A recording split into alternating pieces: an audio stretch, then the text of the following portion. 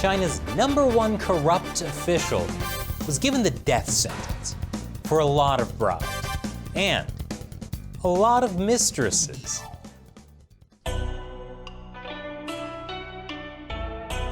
Welcome to China Uncensored. I'm Chris Chappell. Corruption. Seems the Chinese Communist Party can't get enough of it. What do you expect when your founding principle is kill people and take their stuff? But the good thing about corruption is that since so many officials are corrupt, Chinese leader Xi Jinping can use it as a charge to take down his political enemies. And his so-called anti-corruption purge has helped him strengthen his grip on power. In China, no one is safe from the purge, not even top party members, like former security chief Zhou Yangkang. In 2015, he was sentenced to life in prison for graft. Of course, Zhou had done a lot more than just steal some money, but that's what they officially sentenced him for. And in 2018, the deputy mayor of Luliang, Zhang Zhongsheng, was convicted of accepting bribes worth $166 million, and he was sentenced to immediate death. Yes, in China, you can get the death penalty for economic crimes. Zhang is still alive, though, because his death sentence is waiting for confirmation from the Supreme People's Court. And more recently, there was Lai Xiaomin. He was board chairman and party chief of the state-owned asset management company China Huarong. In early January, he was also sentenced to death for corruption. Over the past 10 years, Lai had accumulated nearly $280 million in bribes. The scale of the crime is unprecedented. Not in the 72 years since the founding of the People's Republic of China has anyone been charged with taking bribes this large. Although, to be fair, for most of that 72 years, the Communist Party had kept people way too poor to pay bribes that large. But it wasn't just money that was on Lai's plate. No. He really went all in. Chinese social media had coined a nickname for Lai, the 3 100s. 100 houses, 100 connections, and 100 lovers. This headline says it all. He housed 100 lovers in one neighborhood. All of the kids called him Daddy. You'd think that putting 100 mistresses in the same area would cause problems. But I guess when you have 100 mistresses, it's all about efficiency. And it makes sense how this guy got so many lovers. Lai's connections with his company, China Huarong, would introduce him to women, and the women would help Lai occupy his many real estate properties and hide his money.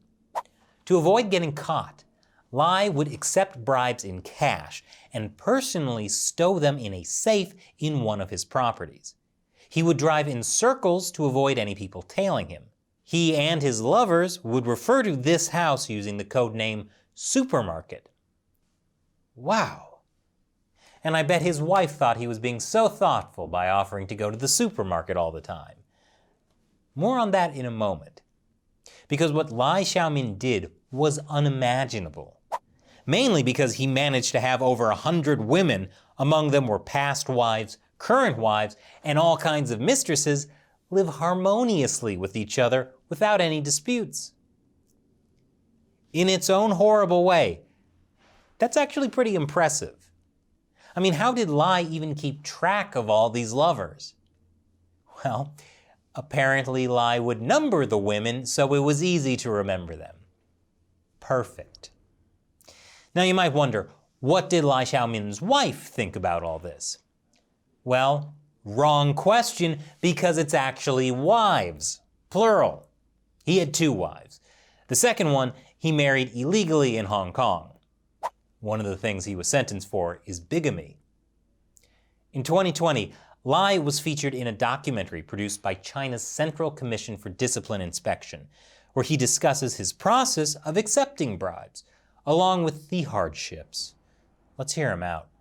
拿了就往那一放，就像经常会去超市嘛，就在里面铁柜里有铁皮柜，1分钱都没花。都放在那里了，最后都是组织上都收了。所以我觉得这也是要这么多钱有什么用啊？最后怎么又不敢花又不敢用，还提心吊胆的。I kind of feel sorry for the poor guy. He was in too deep. He couldn't spend the money because he would get caught. But still, people bribed him. And how could he refuse? I think it's only fair that they should let him write a book before they execute him. On the day of his arrest, Lai was about to go swimming with his 23-year-old secretary when detectives showed up at his office. But he knew this day was coming. Lai Xiaomin was not your average corrupt official. I mean, he was the party secretary and chairman of one of China's 4 big state-owned asset management firms. Under Xi Jinping's rule where death penalties are on the menu, I can almost understand why all his 100 lovers didn't have any disputes. They weren't living harmoniously with each other, they were cooperating with each other. Because if word got out, everything would fall apart. And now, it has. Investigators started looking into his unusually large number of real estate investments in April 2018. And in November that year, they finally arrested him after they found 3 metric tons of cash in his apartment. And that just goes to show, crime really does pay until they execute you. And now, it's time for me to answer a question from one of you, a fan who supports China Uncensored through the crowdfunding website Patreon. Scott Young asks, in the credits it looks like you are visiting China. How did you and Shelley avoid being taken into custody and sent off to a labor camp? Thanks. The trick to not being taken into custody in China is to not go to mainland China. The only parts of China I go to now are Taiwan, which is not controlled by China, Hong Kong, which I can never go back to now that the national security law is in place, and the South China Sea, which was probably a bad idea at the time, and I can't believe I made it back alive. Thanks for your question, Scott. Thank you for watching. Help us keep uncensoring China by supporting us through patreon.com/China Uncensored. $1 per episode makes a huge difference. Once again, I'm Chris Chappell. See you next time.